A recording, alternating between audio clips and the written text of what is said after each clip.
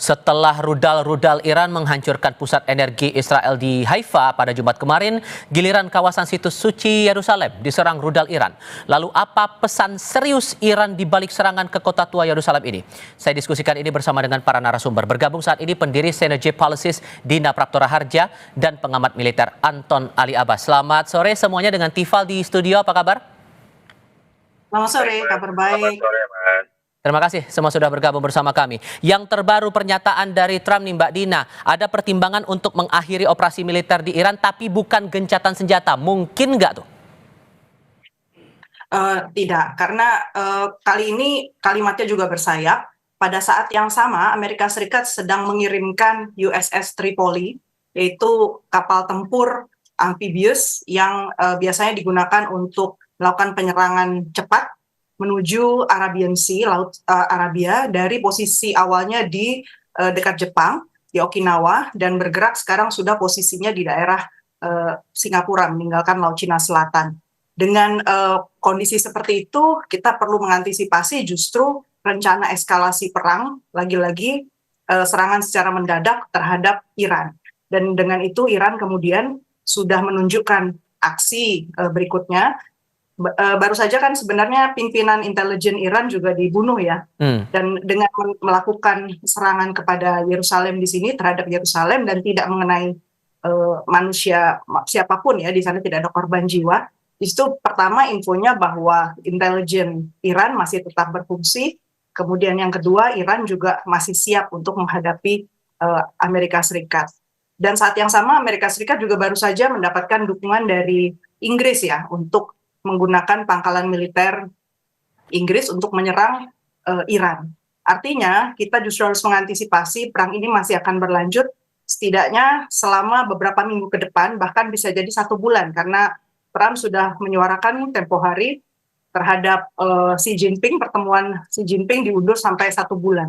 Jadi kita yang benar-benar harus siap-siap, harga minyak betul-betul akan meroket, dikabarkan angkanya bisa mendekati 200 US dollar per barrel. Tapi kalau kemudian, sorry saya potong Mbak, kalau kemudian ada niatan untuk mengakhiri operasi itu betul-betul diseriusi oleh Trump, apakah Israel akan mengamini itu juga menurut Anda?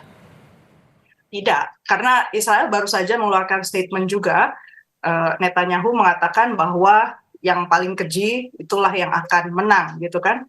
Dan dengan statement yang membuat ramai dan ini memunculkan kebencian juga antar agama. Akibat serangan Iran itu dia bahasakan seakan-akan ini juga serangan terhadap agama. Artinya intonasi perang itu masih tinggi saya lihat. Belum nampak keinginan dari pihak-pihak Israel ataupun Amerika Serikat untuk melakukan deeskalasi. Oke, Mas Anton, kalau Anda membaca pernyataan Trump ini sesungguhnya faktornya karena keterbatasan uang atau justru ada tekanan-tekanan utamanya negara-negara Arab atas perang berkepanjangan yang sudah masuk pekan ketiga ini, atau ada faktor lain? Kalau satu, saya ingin menyinggung dulu, Mas. Pertama, apakah perang mungkin berakhir tanpa ada kesepakatan? Misalnya, mungkin saja. Itu sudah beberapa kali kejadian, misalnya bagaimana perang antara India dengan Cina itu tidak ada senjata perjanjian perdamaian yang kita bisa dengar di publik. Tapi kemudian perangnya hilang begitu saja. Jadi apakah mungkin gitu ya. Tapi apakah cuma satu pihak yang harus bisa menyetujui gitu kayak ini? Perang mundur, tapi kemudian perangnya damai? Belum tentu. Kenapa? Karena ini melibatkan pihak lain. Dalam hal ini Iran. Kalau Iran masih tetap ingin melakukan penyerangan, ya perang akan tetap terjadi. Jadi tentu ini tergantung dari para pihak yang bertikai dulu. Kedua, tentu kita akan lihat lagi nih manuvernya Trump.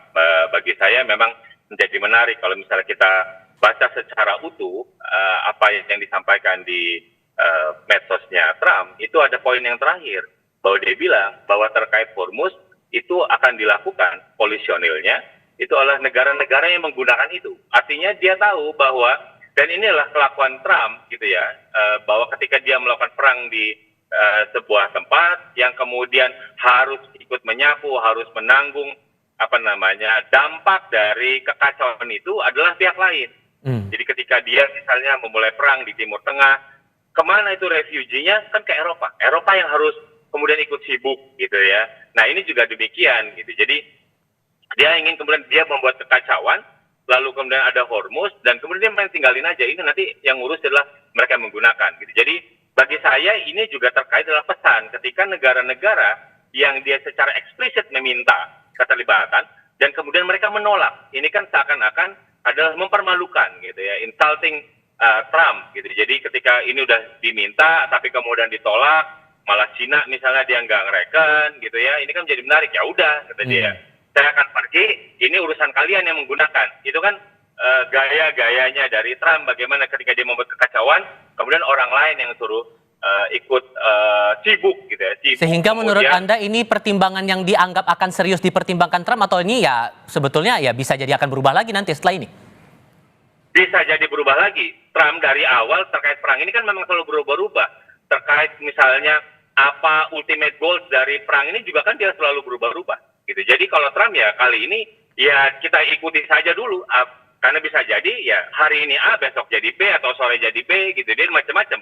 Gitu. Jadi bagi saya kalau konflik seperti ini sangat dinamis ya. Jadi sangat berubah-ubah gitu. Apalagi tadi yang disampaikan oleh Mbak Dina, memang USS Tripoli masih bergerak ke Timur Tengah, apakah itu kemudian mereka akan melakukan pendaratan atau tidak kan kita juga belum tahu gitu. Jadi situasi saat ini bagi saya ini masih sangat dinamis dan masih tetap mungkin untuk terjadinya banyak perubahan itu Mas.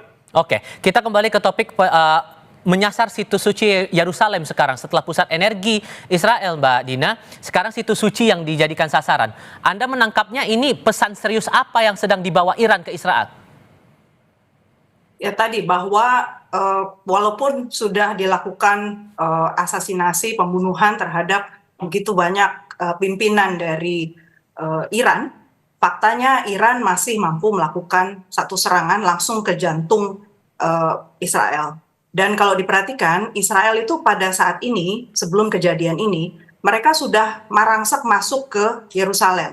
Lagi-lagi saya nggak bisa melepaskan masalah ini ya, masalah Iran, Israel dan Amerika Serikat dari masalah Palestina.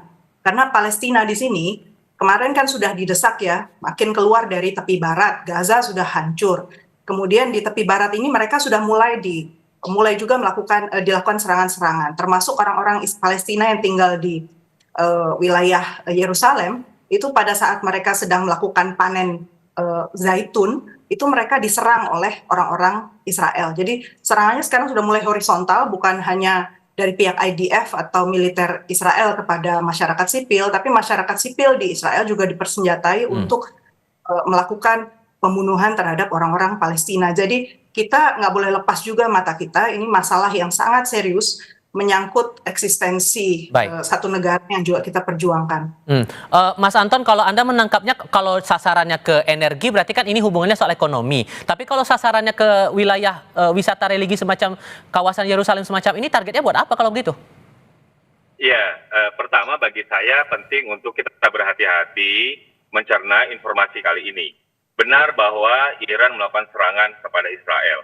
Apakah kemudian serangan tersebut ditujukan kepada Yerusalem tua itu, apakah itu benar adalah serangan dari Iran? Nah, itu yang harus kita verifikasi. Kenapa demikian? Karena satu, dari awal Iran itu tidak pernah menggunakan narasi agama terkait perang ini. Justru sebaliknya, pihak Amerika lah yang kemudian menarasikan ada sokol perang agama di sini, ada misi agama. Kenapa? Karena ada sebuah lembaga LSM di Amerika Serikat, namanya Military Religious Freedom Foundation, yang menyatakan bahwa dia menerima komplain dari sejumlah personil tentara Amerika Serikat yang komplain terkait apa? Terkait mereka ingin dilibatkan dalam perang ini, tapi mereka komplain dengan apa? Narasi yang dibangun ini adalah untuk menjalankan mandat apa yang ditulis dalam kitab suci menjelang atau menyongsong hari kiamat ketika kemudian Nabi Isa turun. Narasi itu siapa yang mengatakan? Pihak Amerika. Jadi bagi saya ini yang penting untuk kita verifikasi. Itu satu.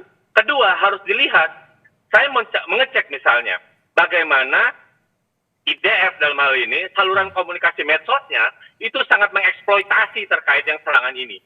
Sementara sebelum-sebelumnya ketika Iran itu sudah banyak melakukan serangan kepada Israel, dia tidak pernah sekalipun, jadi media komunikasi resmi IDF tidak pernah sekalipun menyoroti serangan yang dilakukan oleh Iran kepada instalasi sipilnya Israel di sana. Kecuali yang ini. Jadi dengan apa? Karena ini juga adalah bagian dari perang naratif, bagi saya penting untuk berhati-hati. Kenapa? Ini adalah momennya Israel kemudian untuk mengeksploitasi. Tuh kan Iran ternyata tidak juga ini mementingkan kepentingan Islam dan lain. Dia ingin mencoba membuat konflik horizontalnya menjadi melebar, jadi mengaitkan agama bahwa Iran kemudian memang harus diperangi dari semua agama sekalipun. Itu yang ingin bagi saya penting untuk kita menunjukkan kehati-hatian terkait yang ini. Oke, kembali ke pernyataan Trump tadi yang mempertimbangkan bahwa akan menghentikan operasi di Iran itu. Kalaupun kemudian Trump ingin melakukan hal semacam itu, apa kira-kira tawaran yang memungkinkan disampaikan antara Amerika Serikat ke Iran? Tapi jawabnya nanti, kita jeda dulu. Tetap di Kompas TV.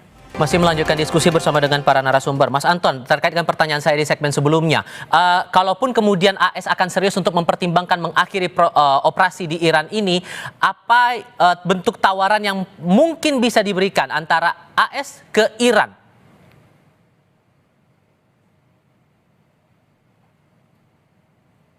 Mas Anton?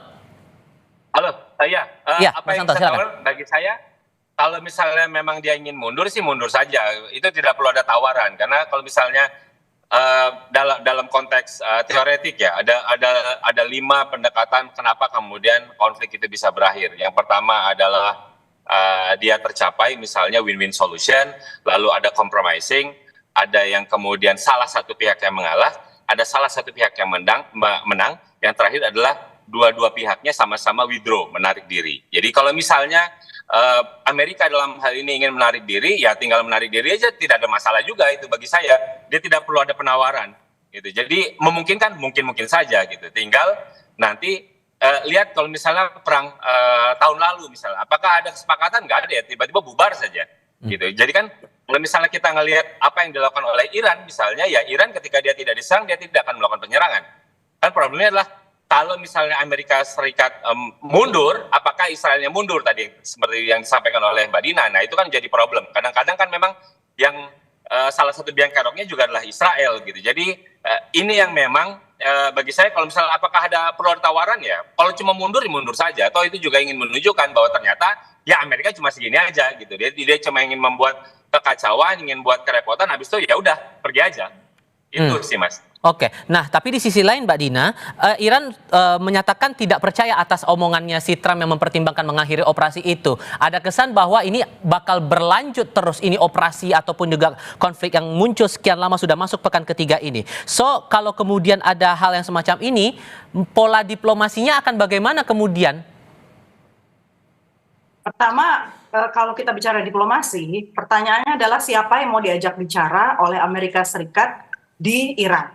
Karena pihak-pihak yang sekarang sudah dibunuh oleh di Iran, itu termasuk juga pihak-pihak yang selama ini sebenarnya reformis dan biasa menjadi kepala negosiasi ya, seperti Pak Ali Larijani. Jadi siapa yang mau diajak bicara? Karena biasanya kalaupun kita punya satu tujuan, katakanlah regime change gitu di Iran, itu menjadi satu tujuan, maka biasanya dibelah dulu nih pihak di Iran. Kemudian didekati salah satu pihak sampai dia mau duduk bersama dengan Amerika Serikat dan mencapai satu deal. Amerika Serikat interest utamanya itu menurut saya adalah minyak. Dia menjadi penguasa utama minyak dan juga jalur Hormuz. Dia mau mengambil alih penguasaan jalur Hormuz. Kalau Hormuz itu dikuasai oleh Amerika Serikat, bisa dibayangkan dia menjadi atau menganggap dirinya lah setidaknya sudah berada di tangan di atas dibandingkan China gitu kan. Karena China mengandalkan juga jalur Hormuz untuk minyaknya, dan selama ini Amerika Serikat paling sakit hati dan bingung ya mencari jalan keluar terhadap China yang selama ini selalu menguasai jalur logistik, infrastruktur dunia lewat Belt and Road Initiative, dan juga energi dunia. Dia sudah menguasai juga pasar energi alternatif. Ibaratnya dikunci pun di Hormuz dia oke-oke aja, tapi kalau Hormuz yang dikunci oleh Amerika Serikat, setidaknya dia sekarang punya daya tawar terhadap China. Jadi gambarnya agak lebih luas. Tapi kalau saya bayangkan permintaan Iran sendiri kan jelas ya, bahwa tidak terjadi lagi serangan serupa ini terhadap Iran. Nah di situ problemnya, karena Israel posisinya itu kelompok oposisi terhadap Netanyahu, Yair Lapid dari partai Yesh Atid, yang sebenarnya jalurnya itu sentris. Yang kita asumsi kalau dia sentris kan harusnya tidak sekeras Netanyahu ya, perspektifnya terhadap tetangganya, apalagi untuk mencari solusi. Tapi kenyataannya dia baru saja mendeklarasikan bahwa dia di belakang Netanyahu. Artinya Israel ini betul-betul all out, ingin memanfaatkan waktu secepat-cepatnya untuk mendapatkan Greater Israel. Kalau saya lihat posisinya itu soalnya negara-negara sekitarnya dengan dia menyerang Lebanon yang secara politik juga sangat lemah, kemudian negara di sekeliling di sekeliling Israel yang lain juga sudah lemah ya, seperti Suriah, Irak, Yordania, itu makin kelihatan bahwa tujuan akhir dari Israel itu adalah melumpuhkan kemampuan negara-negara tetangganya untuk mengambil keputusan decisif terhadap Israel. Jadi inilah yang menurut saya akan sulit mencapai meja negosiasi saat ini walaupun si Amerika mengajak. Sehingga kalau kemudian Anda menafsirkan pernyataan Trump ini, posisi Trump lagi terdesak atau lagi di atas angin, Mbak, sebetulnya? Lagi di atas angin. Dia masih dalam posisi sebenarnya masih meyakini ada jalan lain untuk menghantam Iran. Dan dia baru dapat angin dari Inggris kan tadi. Walaupun kemarin 2 hari lalu lah ya kita kan diskusi seperti ini, kemudian melihat bahwa penolakan NATO untuk menggunakan kekuatannya itu menunjukkan bahwa sebenarnya Eropa sangat hati-hati untuk terjun ke dalam masalah ini. Tapi ternyata Inggris punya perjanjian yang lain yang mengharuskan dia harus membantu Amerika Serikat. Di sini dia sudah menemukan kunci baru nih ya, masih mau dia coba lagi. Nah problemnya kita memperpanjang perang seminggu lagi aja, itu kan risikonya juga lebih tinggi ya. Kemungkinan kerusakan dan instabilitas juga lebih tinggi.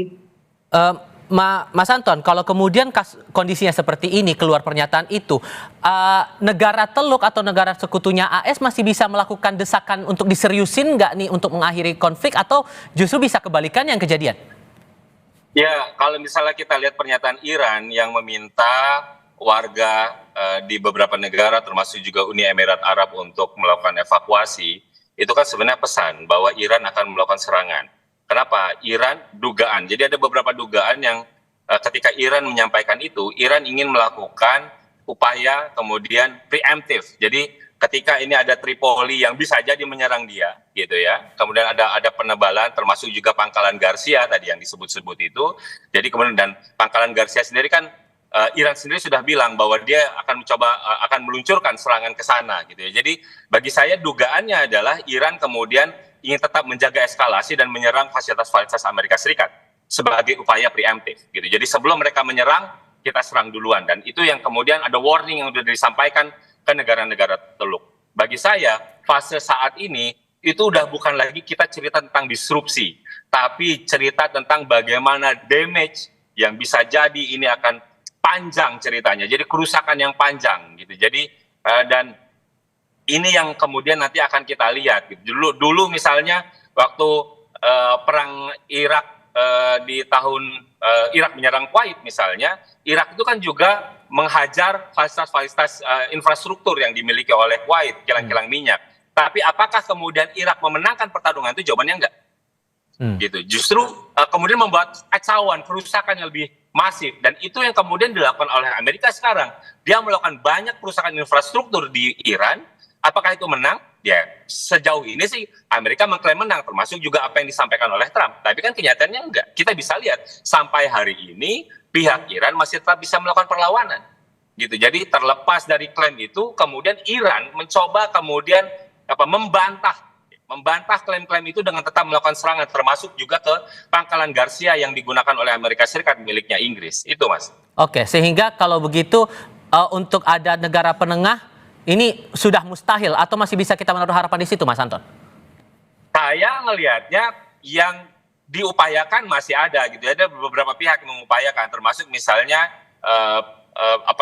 Rusia. Misalnya Rusia punya concern untuk bagaimana kemudian dia bisa ikut bermain di sini. Buktinya apa? Buktinya Trump juga ikut menelpon dia, dan dia juga sudah punya hubungan baik, gitu ya. Nah, bagi saya upaya-upaya itu kalau sejauh ini, kalau dilihat dari time-nya, dari waktunya belum matang. Baik. Gitu. Jadi kalau misalnya dalam resolusi konflik itu waktunya harus matang, ini right moment.